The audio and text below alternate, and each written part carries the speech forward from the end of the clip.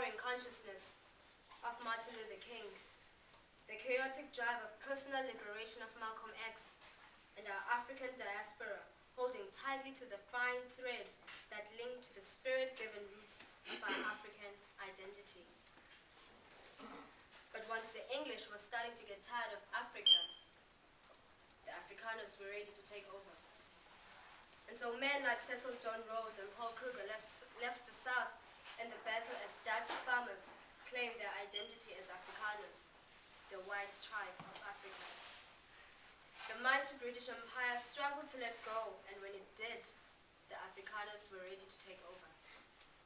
They were ready to take over from their former arrogant masters to entrench their isolation and separateness within the monster of apartheid. My name is Hendrik Verwoerd. I am the architect of apartheid. And I say you cannot teach the Bantu child maths and science, because the Bantu child cannot learn maths and science.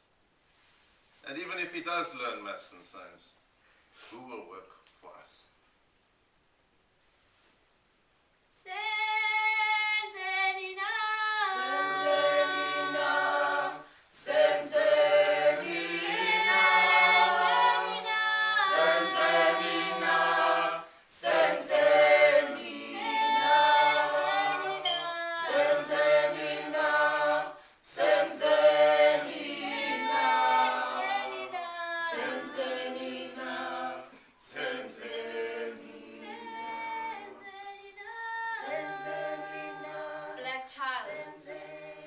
Nature's blunder.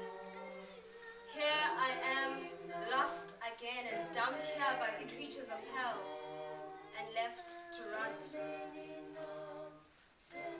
Had I known the effects and the fruits of being black as I am, I would have chosen to be human, so as to avoid these chains of this black child.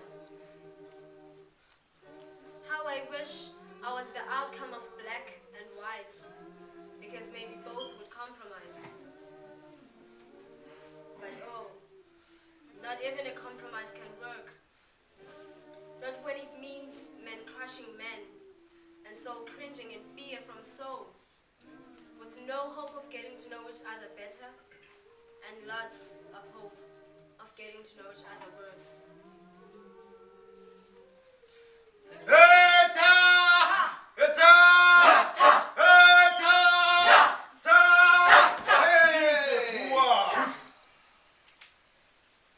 I do not need to consult the black man about which language he must learn. He must learn English, and he must learn Afrikaans. Because how else will he speak to his bosses? Hendrik Verwoerd.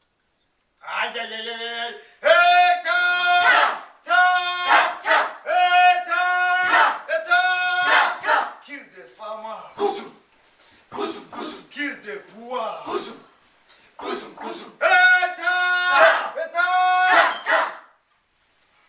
And so they tried to silence our fathers, and the dance we just did now was an instrument of us rebelling against all that they were pressing on us. And so they started to kill our children.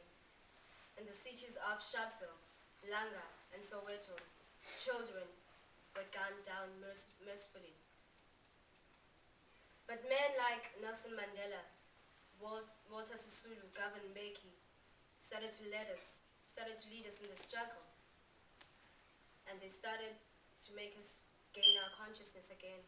And so now we're going to hear a few quotes from these leaders that led us in our country. By Nelson Mandela. As we are liberated from our own fear, our presence automatically liberates others. If you want to make peace with your enemy, you have to work with your enemy. Then he becomes your partner. By Nelson Mandela. There is nothing as powerful in the hands of the oppressor as the minds of the oppressed. Stephen Biko. If you speak to a man in a language that he understands, that goes to his head. But if you speak to him in his language, that goes to his heart.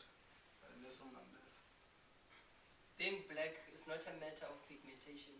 Being black is a reflection of mental attitude by Stephen Bantu Biko.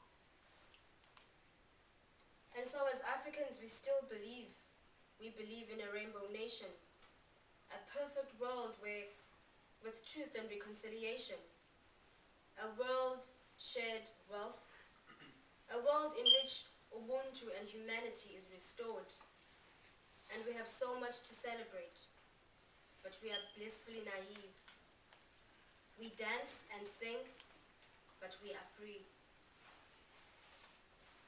And yet in 2009, we bleed in Africa. We bleed because we are tempted to follow the ways of our oppressors. We bleed in Africa because those who have so much keep looking away. We bleed because we eat and drink the spoils and forget about our own struggles. We bleed because our wounds have not completely healed. We bleed because we refuse to name the ghosts of the past, and we just hope that they'll go away. And we are in agony as the HIV gnaws within us and our families disintegrate. Our schools test only our hope and teach us the dishonesty sometimes perceived necessary for survival. We bleed as the new colonial powers from the east scramble for new territory in Africa. And we bleed as our planet heats and our farms turn into deserts. But we have a new journey, the same journey that makes us human, the difficult journey of becoming fully human. And we have hope as we leap within ourselves to admit our frailty and our desire for material affirmation and comfort. We have hope as we can look at each other with eyes that see and hearts that feel. We have hope as we leap towards collaborating our global villages. We have hope because today in our families we are able to find intimacy. We have hope as we discover our differences are real and the rainbow an illusion. We have hope as we commit to learn and teach together.